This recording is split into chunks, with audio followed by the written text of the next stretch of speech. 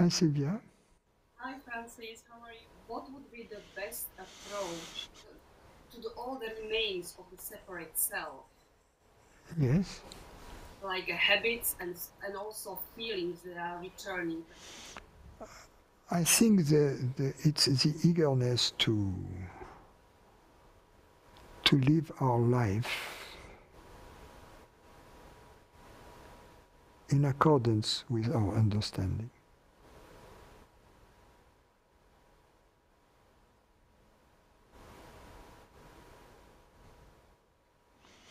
And we can start anywhere.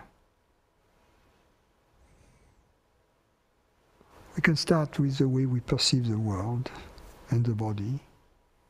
We can start with the way we think. We can start also with the way we interact with others.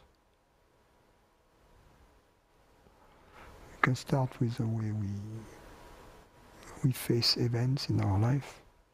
So there is still a feeling of fear. Is this feeling always because I identify myself as a separate self? Or it is just the normal reaction of the body? There is a third possibility, which is that we still react to an event along the old lines, in spite of the fact that now we are no longer subjected to this primal fear. We can still react because we have been used to reacting as if everything that arises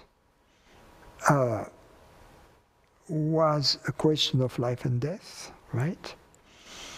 If someone doesn't love us, we feel threatened, and it connects to this instinct of survival. Now, if we are not afraid of dying, as you said, it's a post-glimpse sadhana, someone can still not like us, and we may still find ourselves reacting along the old lines as if our life was threatened, right? So it takes time to deactivate, if you will, these old patterns. And how do you do that? What is the best way to do that?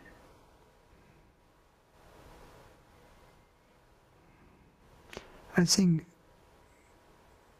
what I just said, to watch the way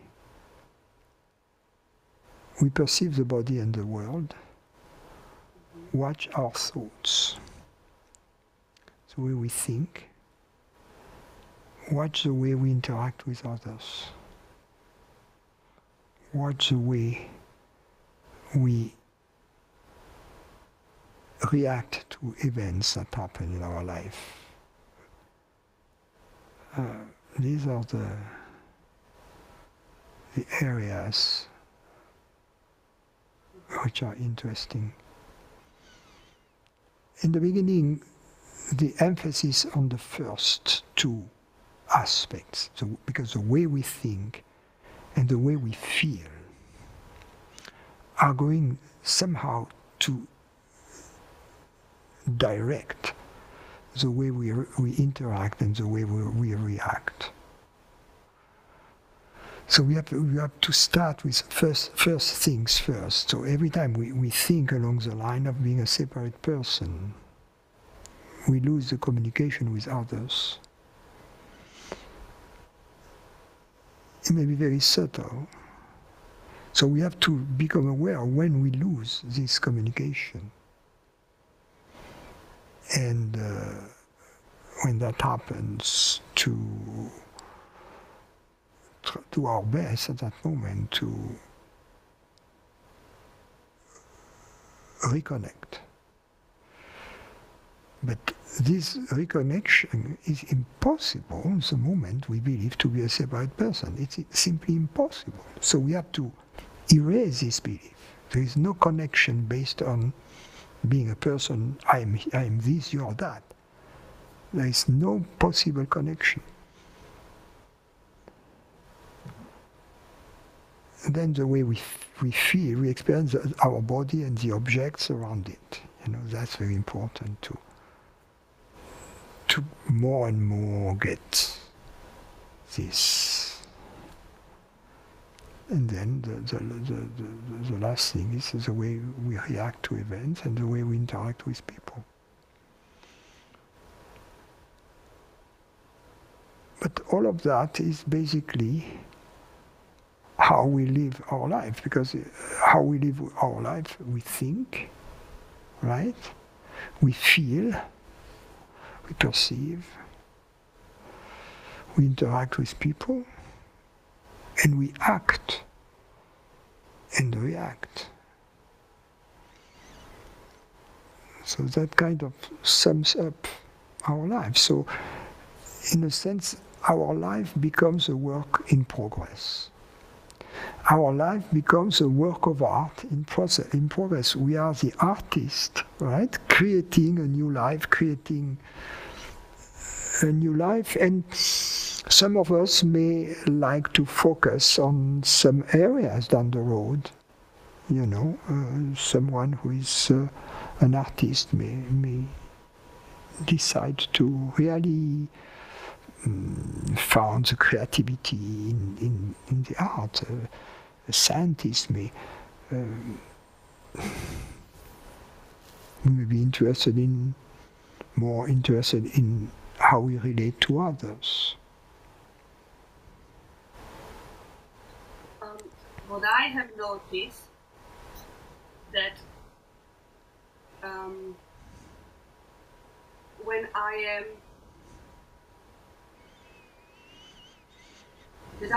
there is some, for example, stream of the life bring me into emotion, let's say anger or sadness, and I immediately kind of like put attention into the background. But I am hesitating if this way is not some kind of like bypassing, instead of, it's not like pushing away the current moment. Yes. It's very important to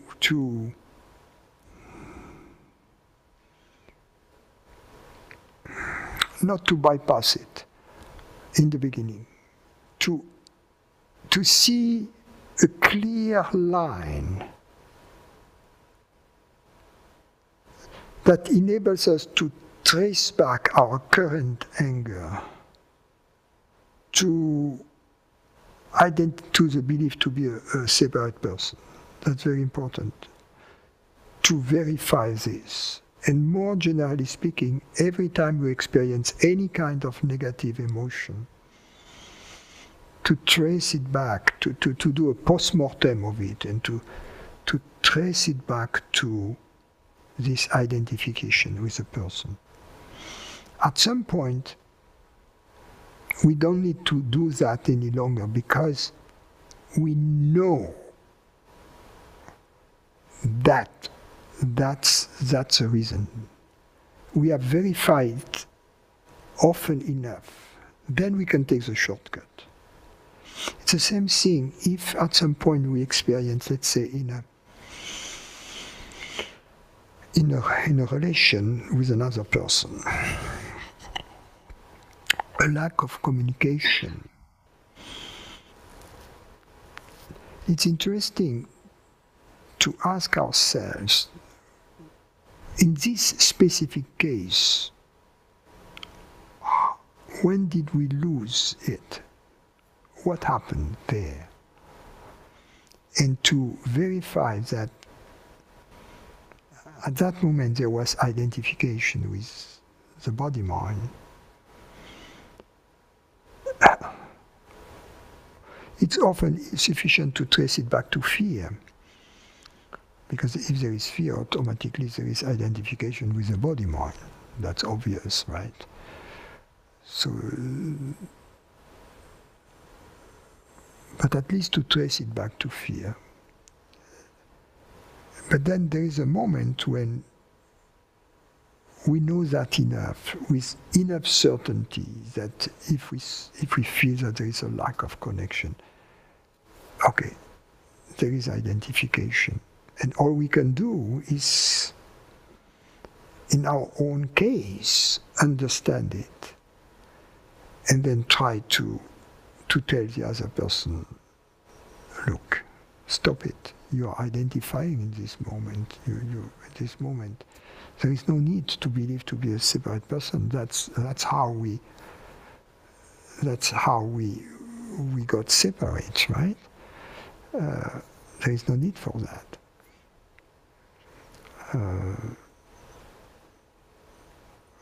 Hopefully, if this person we are dealing with is also like-minded, is also a truth lover, they will at that moment realize that behind whatever they were thinking to be the origin of the lack of communication, there was their identification at that moment. And since you are not identified, they will drop their identification, and immediately the communication will be restored.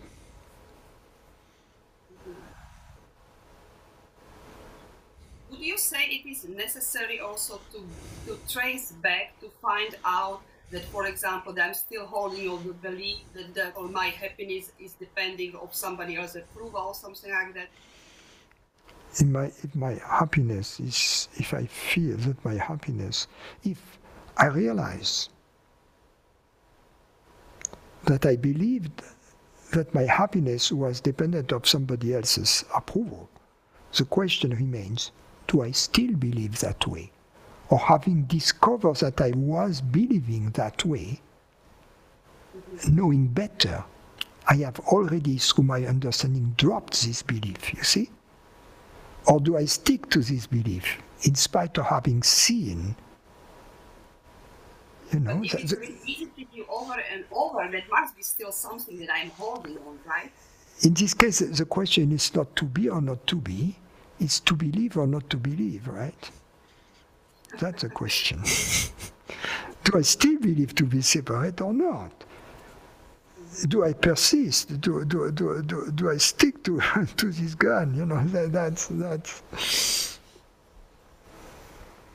Because when there is then, for example, this feeling of fear, I can see also that there is the resistance and that it should not be there. But it's the same times I can also see that the fear is part of everything. It's a part of unity. So it kind of doesn't make sense.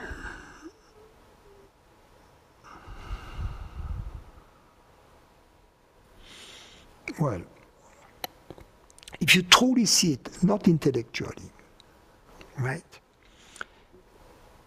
If there is only one reality, that's what you mean, right? The fear is part of this reality. There is only one reality. In this, if there is only one reality, there is no separate entity there.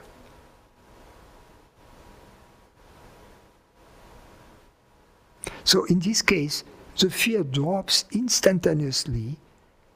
That which remains are the leftovers of fears in the form of contractions in the body, perhaps, but the fear stops right there.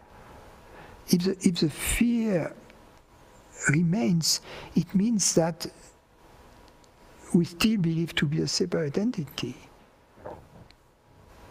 So it's for us to investigate, is the fear still present or not? If it's still present, we are still feeding it by holding on to the belief to be a separate human being. I think what you just said was exactly that there is the belief on the kind of like bodily sensation level rather than intellectual or knowing. It's body is still contracting and holding, although I know that it's separate itself, but it's still in the body.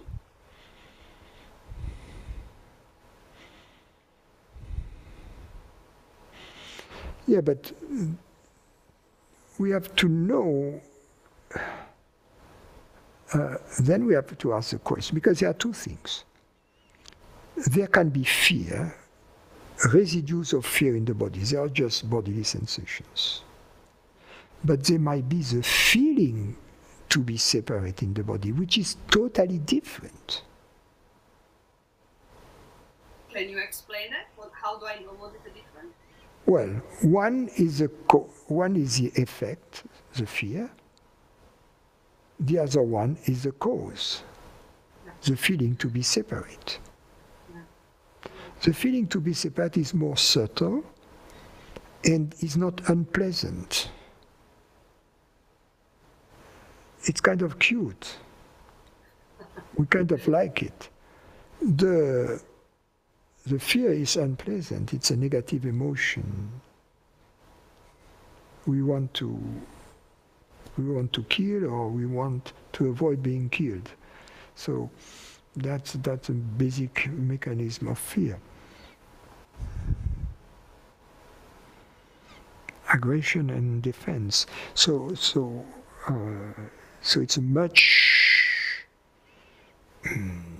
there's much more dynamism in fear. The adrenaline is pumping, all of that is happening. We are ready to fight and to defend. Whereas in the feeling of being separate, it's kind of cute. I'm here, or that's there. It's nice. I enjoy being here.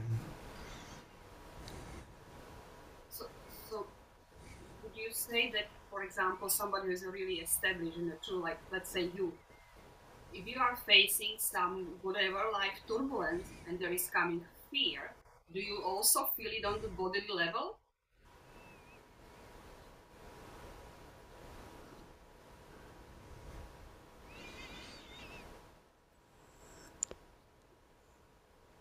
Yes, there can be turmoil, and you feel it in the body level.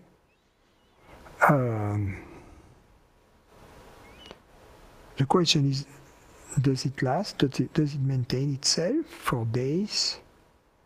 Right? And the question is, when there is nothing going on, is there fear in the background? You know, that's the most important of all questions. I think that's a touchstone. When nothing is going on, nothing is threatening you. You know, nobody has told you you have cancer, or nobody has sent you a letter telling you I'm going to kill you. You know, things like that. Okay, or some tyrant somewhere is not starting a war. So when there is nothing of that order, is there fear in the background? You know, that's a very simple question. Is there a permanent fear in the background? Or is the background free?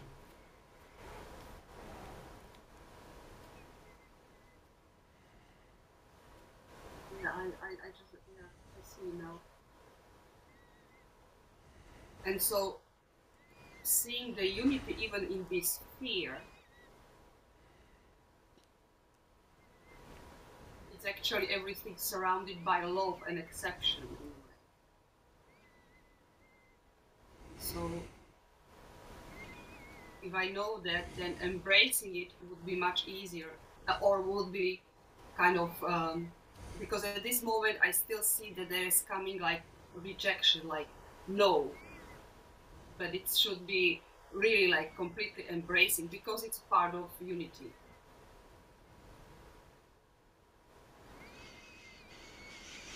Look at your own death.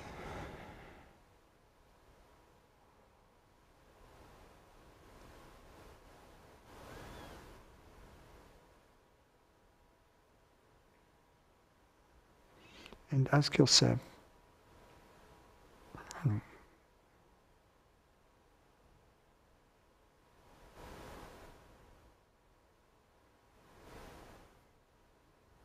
you very much.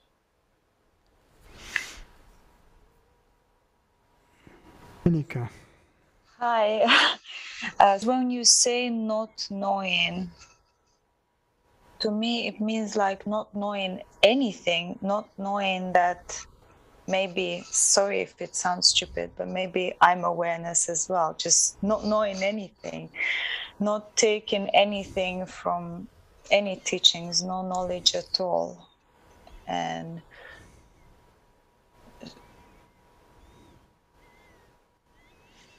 not knowing, when I use the word not knowing, is weak. It can refer to two things. It may be not knowing in a restricted sense or not knowing in a more general sense. In a restricted sense, it means not knowing to be a limited consciousness.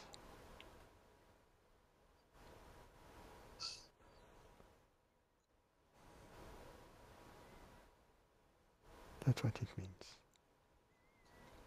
Limited in time, in space, or in any way. okay. So first recognizing myself and just holding on to that fact, and then not knowing. Yes, so then it's okay to know that I have to take a plane that departs from LAX at 8 p.m. tonight, and that as a result I have to order my cab at, I don't know, 3 hours before, 4 hours before. That's okay, this kind of knowledge is okay. It's okay to know that there is gravity on the surface of the earth and that all objects fall at the same speed. That's okay. Mm-hmm. And how about objectifying, subtly object? Because when I say I'm awareness, I can see in myself. Sometimes I turn it into like this little object that I want to look at, that I want to hold on and be it. Yes, then at some point we realize it's not possible. But on the other hand, what we have to understand is that these objects, the word awareness is an object, but it's a peculiar object because it leaves us in awareness, because it appears in awareness, right? So it's a very specific type of thought, the thought about awareness, the thought about reality, the thought about I, even the thought about mind. These thoughts, they appear in their referent. So for that reason, they reveal, they are efficient in bringing the referent to us. The thought table, or let's say the thought champagne, doesn't bring a bottle of champagne. It's just the thought champagne. If I want champagne, I have to go down in the street and buy champagne at the liquor store. But the thought awareness appears in awareness. Awareness is present at the same time when the thought awareness is present. You see, so it's a very different ball game here. The thought reality appears in the reality it refers to. The thought I appears in me. When I have the thought I am present, so the thought I delivers, in a sense, the experience of me. The thought reality delivers the experience of reality. The thought awareness delivers the experience of awareness. And that's precisely, it's a unique type of thought, but because if we understand that awareness, reality, and I are in fact synonyms, there is a singularity, if you will, in our experience. It's a point of, it's a singularity, like the origin of the Big Bang, if you will, or it's a singularity. There are not too many things there. Singularity, single, only one. I don't know why it feels different to me, I and awareness. It feels like I'm not a limited I, but I am definitely the all-embracing I, but awareness seems like something little bit, I don't want to use beyond, but... Because when we when we talk about awareness, you and I, we don't refer to the same thing. You think awareness more along the line that I use the word mind. But listen to my definition of awareness. It is the reality which is hearing these words right now. So I define awareness in terms of reality. It is the reality which is hearing these words right now. You see, because for the following reason, that even if my words are appearing just in a dream, there is an element of reality to this dream, right? We cannot deny that it is being perceived. So this element of reality is what I call awareness. You see, so that's why I define awareness in terms of reality. Why? Because I have the experience of reality, of awareness, of reality, of perceiving, if you will. That's an element of reality that belongs to perceiving. And it is this element of reality which belongs to perceiving, which I call awareness. Okay. You see, so then it's very important so that when you and I, we use the word awareness, we talk about the same thing. Otherwise you will wonder, why is Francis? Now that you have defined awareness as a reality, which is hearing these words right now, you have to ask yourself the question, who is hearing these words right now? Is it not me? It's me, definitely, yes. Okay, so then, if awareness is the reality which is hearing these words, and if I am hearing these words, which you would agree with these two statements, right? One, the first one is because it's my definition of awareness, right? Awareness is the reality which is hearing these words. The second, because it is your definition of I am hearing these words right now. Then reality and I also. Then it follows that awareness is the reality of I, is the real me. Mm-hmm. Yeah, I understand. Not just me, it's more than that, it is the real me. It's the reality of me. Yeah. Okay, and there's how not to objectify it then, when how to just be more with the reality and less with what I make of it in my mind.